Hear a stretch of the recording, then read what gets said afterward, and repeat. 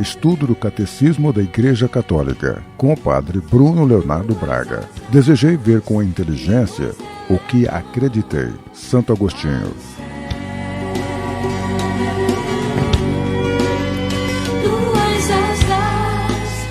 Então, na última semana, nós começamos a nossa meditação sobre o Deus Criador, o quarto parágrafo do artigo 1º da nossa profissão de fé: creio em Deus Pai Todo-Poderoso, Criador do céu e da terra.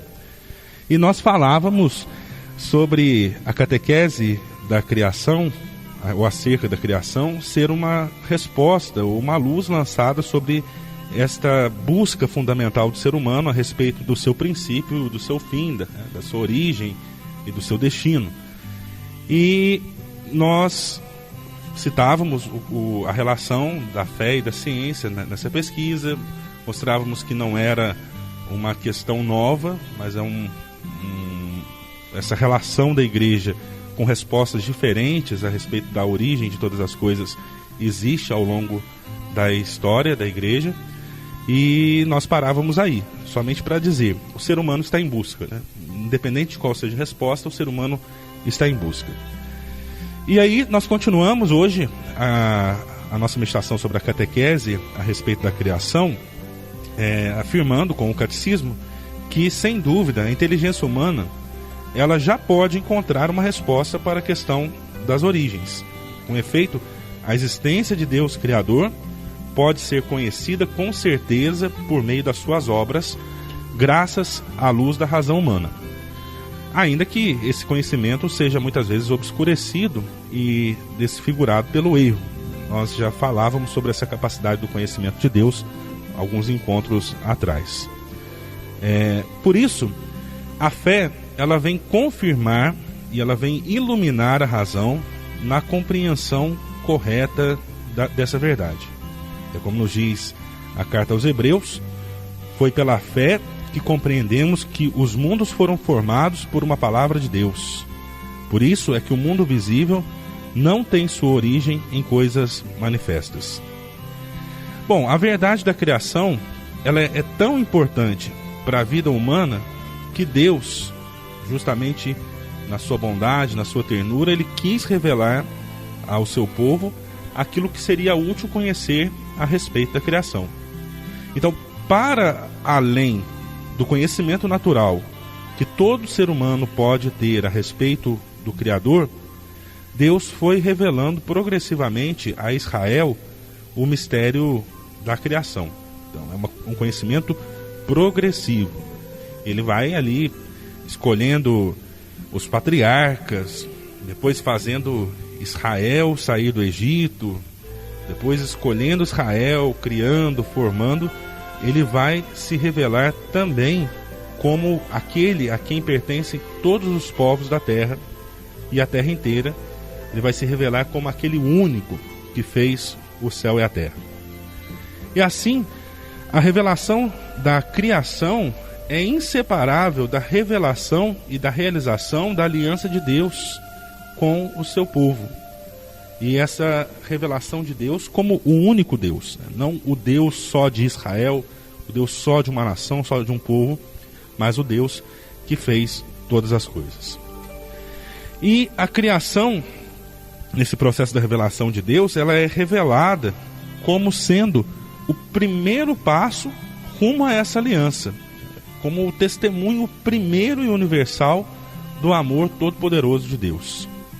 Além disso, a verdade da criação ela vai se mostrando com um vigor crescente dentro das mensagens dos profetas, das orações dos salmos, da liturgia, da reflexão da sabedoria do povo eleito, que vão depois constituir os livros sagrados do Antigo Testamento.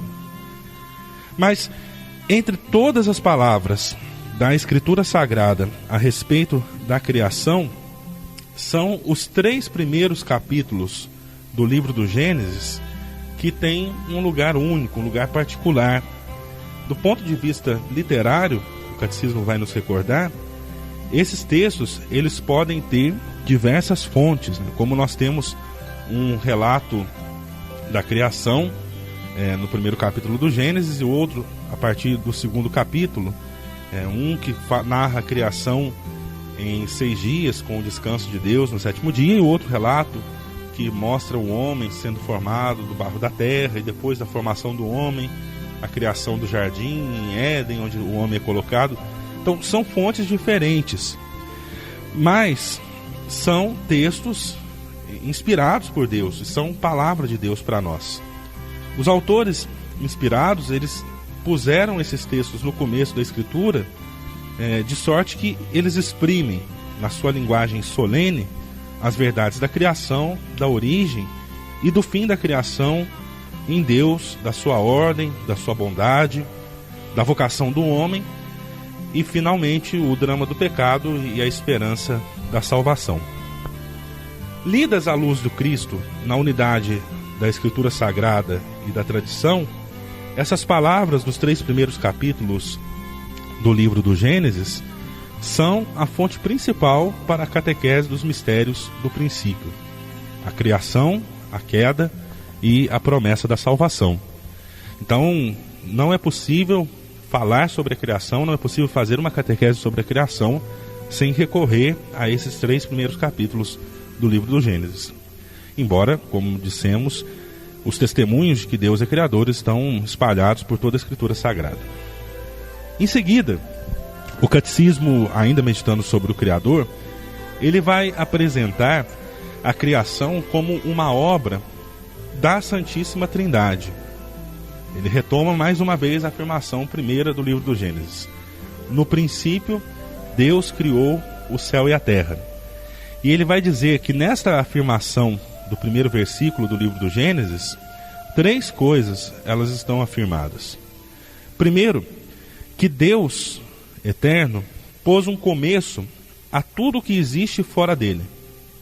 Segundo, que só ele é o Criador. Inclusive, a palavra em hebraico que fala sobre a criação, o verbo criar, né? Seria bará em hebraico. Ele sempre tem como sujeito Deus. É sempre Deus quem cria. E a terceira verdade que está afirmada nesse primeiro versículo do Gênesis é que tudo aquilo que existe, e está expresso aqui pela fórmula o céu e a terra, depende daquele que lhe dá o ser, ou seja, depende do próprio Deus. Interessante, o Catecismo ainda coloca esse paralelo. Nós temos essa afirmação do livro do Gênesis: no princípio Deus criou o céu e a terra. E em seguida o Catecismo apresenta para nós as primeiras palavras do livro do Evangelho segundo São João: no princípio era o Verbo, e o Verbo era Deus, tudo foi feito por ele, e sem ele nada foi feito. Então o Novo Testamento, ele vem nos dar uma revelação a mais a respeito da criação, porque ele revela que Deus, que criou todas as coisas, o céu e a terra, no princípio, ele criou tudo por meio do Verbo eterno, que é, na verdade, o seu Filho bem-amado, a segunda pessoa da Santíssima Trindade. São Paulo vai nos dizer na carta aos Colossenses, capítulo 1, versículos 16 e 17: nele foram criadas todas as coisas nos céus e na terra. Tudo foi criado por ele e para ele.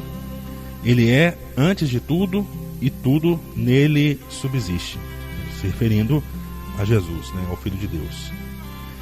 Então a fé da Igreja, ela reconhece que tudo foi feito por Deus, pelo Pai, no seu Verbo, por meio do seu Verbo. Sem o Verbo nada existe.